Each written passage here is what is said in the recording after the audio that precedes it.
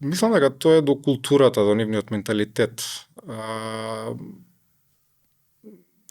мислам дека не е тоа даночната политика која што има одлучувачко влијание дали они ќе прават бизнис или нема да прават.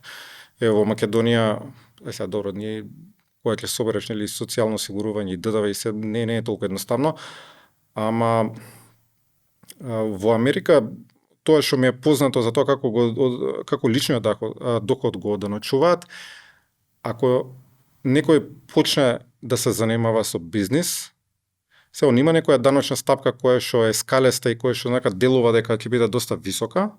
Меѓутоа, ако приходите се од бизнис, потоа има серија на ослободување и многу ниска станува даночната стапка. Ако е некој вработен и зима огромна плата, се даночи повеќе. Ако е некој има свој бизнис и зима има ист таков доход, има серија на ослободувања кои што ќе го ослободат и ќе му возможат тоа да го реинвестира ако сака.